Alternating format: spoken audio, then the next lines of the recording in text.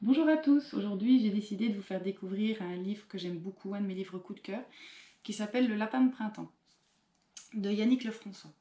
Je ne connaissais pas du tout cet auteur, je suis tombée complètement par hasard sur ce livre dans une boutique d'occasion. N'hésitez pas à aller fouiller dans ces boutiques, à fouiller dans les vides-greniers. On tombe souvent sur des livres qu'on n'attendait pas. Et celui-ci, j'ai eu vraiment l'impression de tomber sur un petit trésor. Aussi bien au niveau des illustrations que du texte, je trouve qu'il est très complet. Alors de quoi il parle? Pour ça je vais vous lire la 4e de couverture, ce sera plus simple. Le lapin de printemps a dormi trop longtemps. Il a laissé l'hiver effacer les couleurs et tout est blanc. Vite, le lapin doit tout repeindre, les fleurs, les oiseaux, les animaux. Mais il a besoin d'aide et tous ses amis proposent des couleurs différentes. Réussira-t-il à tout peindre avec les bonnes couleurs? Sera-t-il assez rapide pour donner vie au printemps sans se mélanger les pinceaux? Donc voilà, vous l'avez compris, c'est l'histoire de la naissance du printemps. Alors c'est le genre de questions que les enfants pourraient se poser, hein, mais comment il arrive le printemps? Comment elles viennent les couleurs? Genre de choses que nous on ne se pose pas, mais c'est un peu toute la magie de l'enfance. Et c'est ça que j'aime beaucoup dans ce livre, c'est que les couleurs elles apparaissent petit à petit. Et c'est ça qui est très très joli dans ce livre. Les très belles couleurs vives, le rouge, le vert, enfin bref, c'est assez chouette, enfin je trouve. Jusqu'à la fin où vous avez, alors les animaux, elles sont très très colorés aussi.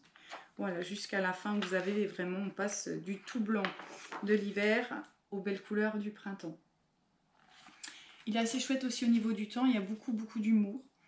Alors je ne vais pas tout vous lire, sinon il n'y aurait plus le charme de le découvrir. Mais j'ai choisi quand même de vous lire un passage pour vous montrer un petit peu le ton. Alors j'ai choisi un passage que j'aime bien, mais il y en a tellement, donc j'ai eu du mal à trouver. Donc c'est le passage où le petit lapin se fâche parce que tous les animaux veulent leur couleur en même temps et n'ont pas la patience d'attendre. Nom d'une carotte bleue, lâchez ma carriole ou je me fasse tout rouge.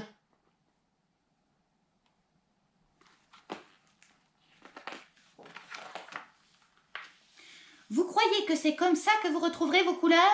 Un peu d'organisation et de méthode, voyons. Les animaux colorés d'un côté et les animaux noirs et blancs de l'autre.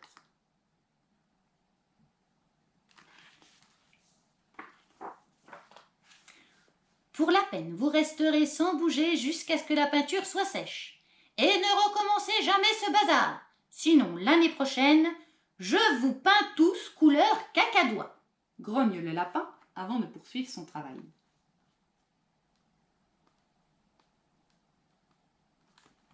Voilà, il y a plein d'autres petits moments rigolos comme ça, avec une fin qui est franchement très bien trouvée. Vraiment, je vous en dis pas plus, allez le découvrir, commandez-le, chinez-le, faites-vous le prêter. Il est vraiment très beau, très bien. Mon petit côté maîtresse qui va ressortir ici, au niveau pédagogique, on peut aussi beaucoup l'exploiter. Je l'ai utilisé dans le cadre d'une liaison primaire-maternelle.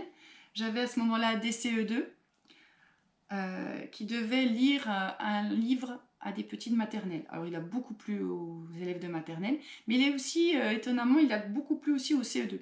Je pensais qu'ils étaient un peu grands pour ce livre, mais non. L'humour fait qu'ils ont beaucoup aimé. Ils ont beaucoup aimé aussi jouer le rôle du lapin qui passe un peu par tous les sentiments. Au niveau théâtral, ça peut être vraiment très amusant à mettre en scène. Pour les petites maternelles, on peut jouer avec les couleurs, on peut jouer avec les saisons, on peut jouer avec les animaux. Très intéressant à utiliser au moment de Pâques et du printemps, bien entendu. Voilà, je crois que je vous ai tout dit sur ce livre. J'espère que je vous aurai donné envie de le découvrir. Si vous êtes trop pressé et que vous voulez savoir tout de suite, connaître tout de suite l'intégralité du livre, vous pouvez retrouver des vidéos sur Facebook où il est lu en entier. Alors n'hésitez pas, mais le mieux c'est quand même de le découvrir en vrai. Voilà, alors à très bientôt pour la découverte d'un nouveau livre. J'espère que ça vous aura plu.